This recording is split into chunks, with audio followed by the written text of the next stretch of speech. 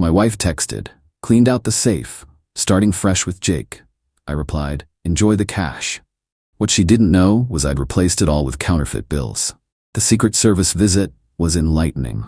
I, 42 male, always believed a marriage was built on trust, but fortified by prudence. I manage risk for a living, and for 20 years with Amelia, 39, I thought our biggest risk was a fluctuating stock market. I was wrong. The real risk was the slow, creeping rot of entitlement I had failed to price in. Our life was comfortable, a product of my long hours and careful investments. Amelia hadn't worked since our son left for college 5 years ago, instead filling her days with charity lunches, boutique shopping, and a growing sense of dissatisfaction I could never quite pinpoint.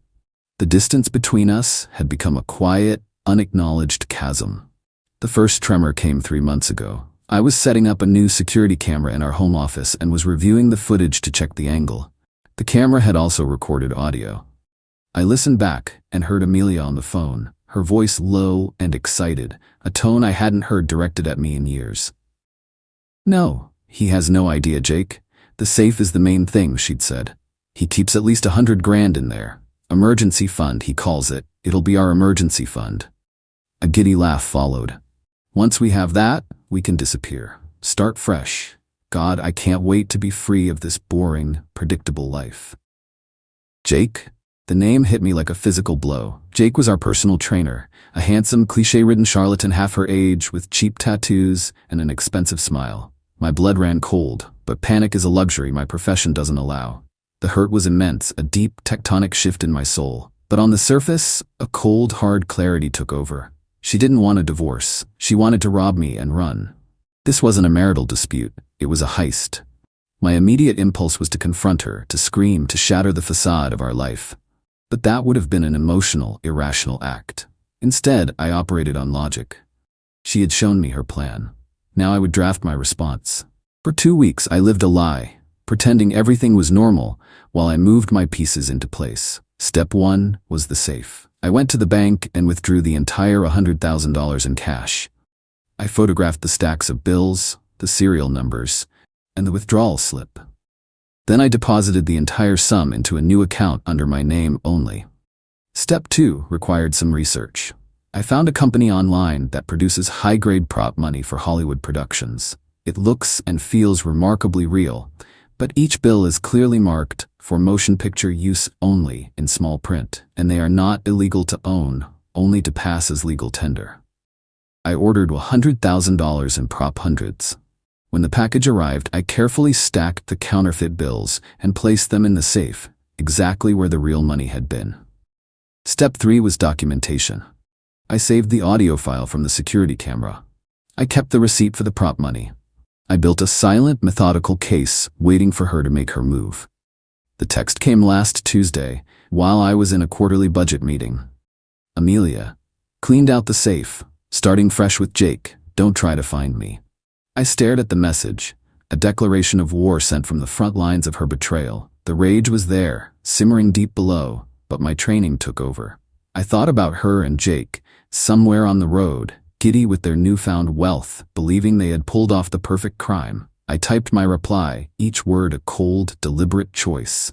Me, enjoy the cash. Then I went back to my meeting. When it concluded, I initiated my protocol. Credit cards. I logged into my banking portal. Amelia was an authorized user on 3 of my high-limit credit cards. Click, click, click. User no longer authorized. I reported the cards as being in the possession of a person no longer approved to use them. They were deactivated instantly. Locks. I called a 24-hour locksmith and arranged for every lock on our house to be changed that evening.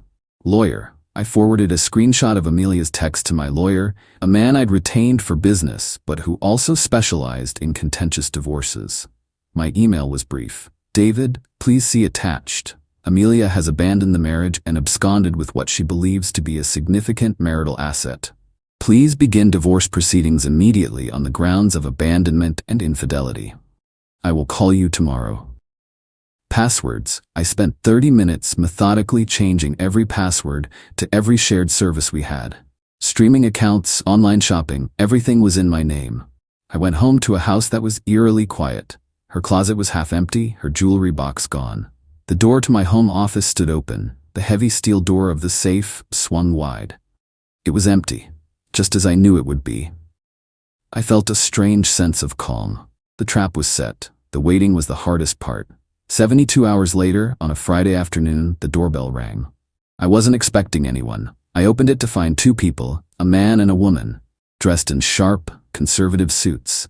They didn't look like salespeople. "Marcus Thorne?" the man asked, his voice flat and official. He held up a leather wallet, flipping it open to reveal a badge. "Agent Kyler, United States Secret Service. This is Agent Chen. May we have a word?" My heart hammered against my ribs, but I kept my composure. This was it. The time bomb had detonated. "Of course, agents. Please come in." They stepped into the foyer, their eyes sweeping the room, taking in every detail. We sat in the living room, the space Amelia had spent a fortune decorating, now feeling like a cold, impersonal hotel lobby. "Mr. Thorne," Agent Kyler began, "we're here to ask you some questions about your wife, Amelia Thorne." "I assume you mean my soon-to-be ex-wife," I said calmly. "What about her?" "She and a man named Jake Rossi were arrested this morning in Las Vegas," Agent Chen said, picking up the thread. "They attempted to purchase a vehicle from a used car dealership with a substantial amount of cash. The dealership manager became suspicious of the bills and alerted the authorities. The bills were determined to be counterfeit." I nodded slowly, letting them lead. "I see. That is unfortunate for them." Agent Kyler leaned forward slightly, his gaze intense. "The amount was $100,000, Mr. Thorne. When questioned, your wife claimed she got the money from a personal safe in this house. She was under the impression it was real." This was the moment. My entire defense rested on the next few minutes. I took a deep breath. "Agents, what I'm about to tell you may sound unusual, but I have documented every step of the process. I am the victim of a planned theft. The counterfeit money was my insurance policy." For the next 30 minutes, I laid out the entire story. I told them about the growing distance in my marriage, my suspicions, and the damning audio I had discovered from my security camera. I played the recording for them, right there on my phone. I showed them the bank statements for the withdrawal of the real $100,000 and the subsequent deposit into a new secure account. I showed them the dated receipt for the purchase of the motion picture prop money. Finally, I showed them the text message Amelia had sent me. Agent Chen read it and looked up, a flicker of something, surprise, respect in her eyes. "And your reply was, 'Enjoy the cash.'" I felt it was appropriate under the circumstances, I said. She was welcome to the paper, but not my money. Agent Kyler sat back, a long, slow exhale escaping his lips. "Mr. Thorne, passing counterfeit currency is a serious federal offense. We were investigating you as the potential source of these bills." "I understand," I replied, "but I never passed them. I placed non-negotiable prop currency, which is legal to own, inside my own locked safe in my own home. My wife, without my knowledge or consent, stole that property and, along with her accomplice, transported it across state lines and attempted to use it as legal tender. By her own texted admission, she thought she was stealing real money. Her intent was to defraud me. Her subsequent actions were, I believe, entirely her own responsibility." The two agents exchanged a look. They knew I was right. My story was not only plausible, it was meticulously, irrefutably documented. I was not the perpetrator. I was the victim who had outsmarted his attacker. The visit became far more enlightening when they told me about Jake. He wasn't just a personal trainer. He had a history. 2 prior convictions for fraud, a history of seducing and swindling wealthy, dissatisfied women. Amelia wasn't his partner, she was his mark and his ticket to what she thought was my fortune. Her plan to start fresh was just his latest scam. She was the getaway driver and the bank, all in one. "Your wife's testimony was that you were a controlling, abusive husband, and she was taking money she was owed to escape," Agent Kyler stated, watching my reaction. "A classic defense for a con artist's accomplice," I countered. "I have 2 decades of financial records showing the lifestyle I provided her. There is no history of abuse. There is, however, a recording of her laughing about stealing from me." They left an hour later, taking copies of all my evidence. They made it clear I would be a material witness in their case against Jake and, to a lesser extent, Amelia. As I closed the door behind them, the adrenaline finally subsided, replaced by a profound, hollow sense of vindication. She wanted a new life. Now, the federal government was going to give her one. Update 1. The fallout has been swift and chaotic. Amelia was released on bail, paid for by her bewildered parents, who had to take out a second mortgage on their home. Jake, being a flight risk with a criminal record, was denied bail. He remains in federal custody. Amelia's one phone call from jail was not to a lawyer, but to me. I let it go to voicemail. The message was a frantic, tearful tirade. It was a masterclass in deflection. "Marcus, how could you? You set me up. You know I wouldn't. It was your money. I was entitled to it. You have to fix this. Call your lawyers, call the police, tell them it was a misunderstanding. You've ruined my life."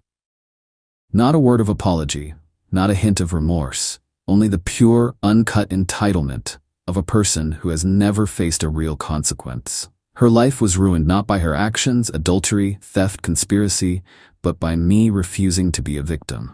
I forwarded the voicemail to my lawyer, who advised me to file a restraining order, which I did. Then came the calls from her family. Her mother, Eileen, called me weeping, accusing me of being a cruel, vindictive monster for entrapping her daughter. "She made a mistake, Marcus. She fell in with a bad person. You're her husband. You're supposed to protect her, not send her to prison." "Eileen," I said, my voice cold as ice, "I stopped being her husband the moment she decided to rob me and run away with another man. She made her own choices. She chose to steal. She chose to lie. And she chose to try and spend counterfeit money. Her consequences are her own." Her father was next. He tried to bluster and threaten, talking about hiring lawyers to sue me for emotional distress and malicious entrapment. "Go ahead," I told him. "I'm sure the U.S. Attorney's Office will be very interested in your civil suit against their star witness. Be sure to have your lawyer subpoena the recording of Amelia laughing about how she was robbing me. I'm sure that will play well in court." Silence. The threats stopped.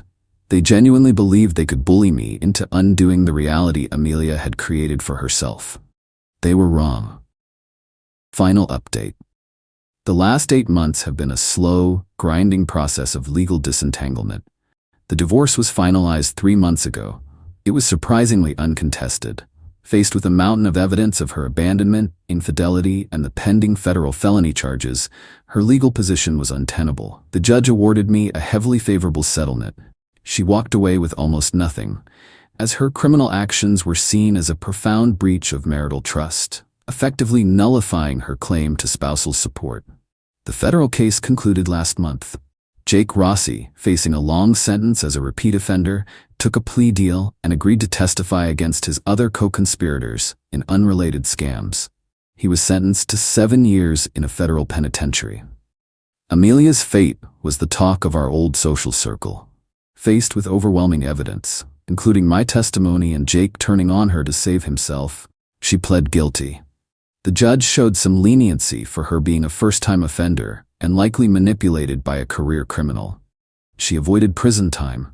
Her sentence was 5 years of probation, a $10,000 fine, and 500 hours of community service. And of course, a permanent felony conviction on her record. The aftermath for her has been a complete societal and familial collapse. Her friends from the country club vanished. Her parents, financially crippled by her legal fees, are treating her with resentful obligation. I heard she's living in their basement. The felony conviction makes finding any meaningful employment nearly impossible. She is a pariah, a cautionary tale whispered at charity galas. As for me, I sold the house, erasing the last ghost of our shared life. I took a portion of the money from the safe, the real money, and went on a solo trip through Southeast Asia, something I'd always wanted to do, but Amelia had always dismissed as too rustic. The revenge wasn't loud or explosive. It was quiet, methodical, and absolute.